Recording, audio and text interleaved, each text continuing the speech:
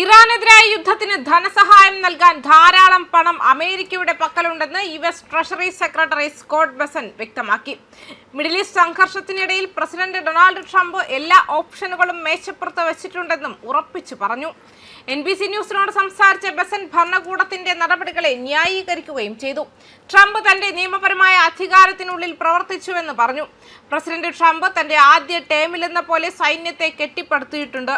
ഇപ്പോൾ അദ്ദേഹം തന്റെ രണ്ടാം ടേമിലും ചെയ്യുന്നു. കൂടാതെ മുന്നോട്ടുള്ള യാത്രയിൽ സൈന്യത്തിന് നല്ല വിതരണം ഉറപ്പാക്കാൻ അദ്ദേഹം ആഗ്രഹിക്കുന്നു.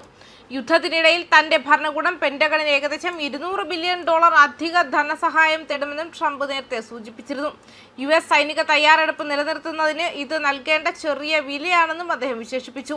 ഓവൽ ഓഫീസിൽ നിന്നും സംസാരിച്ച അദ്ദേഹം ഫണ്ടുകൾ സൈനിക മേധാവിത്വം ഉറപ്പാക്കാൻ സഹായിക്കുമെന്നും പറഞ്ഞു. ആയുധങ്ങളുടെ ക്ഷാമം നിഷേധിച്ചു. ഇറാനിൽ നമ്മൾ സംസാരിക്കുന്നതിനപ്പുറം ഒരുപാട് കാരണങ്ങൾ ഞങ്ങൾ ചോദിക്കുന്നുണ്ട്. പ്രത്യേകിച്ചും യുദ്ധവിമാനങ്ങൾ ഉയർന്ന തലത്തിൽ ഞങ്ങൾക്ക് ധാരാളമുണ്ട്. പക്ഷേ ഞങ്ങൾ അത് സംരക്ഷിക്കുന്നുവെന്നും ട്രംപ് പറഞ്ഞിരുന്നു. നടന്നുകൊണ്ടിരിക്കുന്ന പ്രവർത്തനങ്ങൾക്ക് പിന്തുണ നൽകുന്നതിനും സ്റ്റോക്കുകൾ നിറയ്ക്കുന്നതിനുമായി കോൺഗ്രസിൽ നിന്നും കൂടുതൽ ധനസഹായം അഭ്യർത്ഥിക്കാൻ പെന്റഗൺ പദ്ധതിയിടുന്നതായി US യുദ്ധ സെക്രട്ടറി പീറ്റ് ഹെഗ്സത്തും സ്ഥിരീകരിച്ചു. $200 ബില്യൺ വരെ ആ സംഖ്യ നീങ്ങുമെന്ന് ഞാൻ കരുതുന്നു. വ്യക്തമായും ദുഷ്ടന്മാരെ കൊല്ലാൻ പണം ആവശ്യമാണ്. ടെഹ്റാനെതിരെയുള്ള ഓപ്പറേഷൻ എപ്പിക് ഫ്യൂരിയുടെ കീഴിലുള്ള പ്രവർത്തനങ്ങളെ പരാമർശിച്ചുകൊണ്ട് ഹെഗ്സത്ത് പറഞ്ഞു. ഭരണകൂടം തന്ത്രപരമായ അവ്യക്തത നിലനിർത്തുമെന്നും ബെസന്റ് ഊന്നി പറഞ്ഞു. നമ്മൾ ചെയ്യാൻ പോകുന്നത് അദ്ദേഹം ഉപേക്ഷിക്കാൻ പോകുന്നില്ല. പ്രസിഡന്റ് ട്രംപ് എപ്പോഴും ചെയ്യുന്നത് പോലെ അദ്ദേഹം എല്ലാ ഓപ്ഷനുകളും മേശപ്പുറത്ത് വയ്ക്കുകയാണെന്നും അദ്ദേഹം കൂട്ടിച്ചേർത്തു. ഫെബ്രുവരി 28-ന് ഇറാനിലെ US-ഇസ്രായേൽ സംയുക്ത ആക്രമണങ്ങൾ ആരംഭിച്ചതിനെ തുടർന്ന് ഇസ്രായേലിനും മേഖലയിലുടനീളമുള്ള US ബന്ധമുള്ള ലക്ഷ്യങ്ങൾക്കും നേരെ ടെഹ്റാൻ നടത്തിയ പ്രതികാര ആക്രമണങ്ങൾക്ക് തുടക്കമിട്ടതും പ്രധാന ഷിപ്പിംഗ് റൂട്ടുകളെ തടസ്സപ്പെടുത്തുകയും ആഗോള ഊർജ്ജ വിപണികളെ ബാധിക്കുകയും ചെയ്തതിനെ തുടർന്ന് സംഘർഷം രൂക്ഷമായ സാഹചര്യത്തിലാണ് ഈ പരാമർശങ്ങൾ.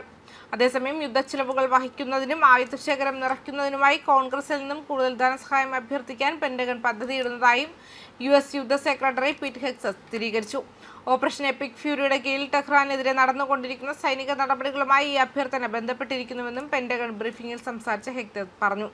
$200 ബില്യൺ വരെ ആ സംഖ്യ നീങ്ങുമെന്നും ഞാൻ കരുതുന്നു. വ്യക്തമായും ദുഷ്ടന്മാരെ കൊല്ലാൻ പണം ആവശ്യമാണ്. യുദ്ധവകുപ്പ് ആ തലത്തിൽ ധനസഹായം തേടുന്നുവെന്ന റിപ്പോർട്ടുകൾ സ്ഥിരീകരിച്ചുകൊണ്ട് ഹെഗ്സത്ത് പറഞ്ഞു. തന്ത്രപരമായ അവ്യക്തത ഊന്നി പറഞ്ഞുകൊണ്ട് US പ്രസിഡന്റ് പദ്ധതികൾ വെളിപ്പെടുത്തില്ലെന്നും കൂട്ടിച്ചേർത്തു. നമ്മൾ ചെയ്യാൻ പോകുന്നത് അദ്ദേഹം ഉപേക്ഷിക്കാൻ പോകുന്നില്ല. പ്രസിഡന്റ് ട്രംപ് എപ്പോഴും ചെയ്യുന്നത് പോലെ അദ്ദേഹം എല്ലാ ഓപ്ഷനുകളും മേശപ്പുറത്ത് വയ്ക്കുകയാണ്. ഫെബ്രുവരി 20-ന് അമേരിക്കയും ഇസ്രായേലും സംയുക്തമായി നടത്തിയ സൈനിക ആക്രമണത്തിൽ 86-കാരനായ ഇറാന്റെ പരമോന്നത നേതാവ് ആയത്തുള്ള അലി ഖമേനി കൊല്ലപ്പെട്ടതോടെ ആരംഭിച്ച സംഘർഷം രൂക്ഷമായ സാഹചര്യത്തിലാണ് ഈ സംഭവവികാസം. തുടർന്ന് പ്രതികാരമായി ഇറാൻ ഇസ്രായേലിനെയും നിരവധി ഗൾഫ് രാജ്യങ്ങളിലെ US ആസ്തികളെയും ലക്ഷ്യമാക്കി ആക്രമണം നടത്തി.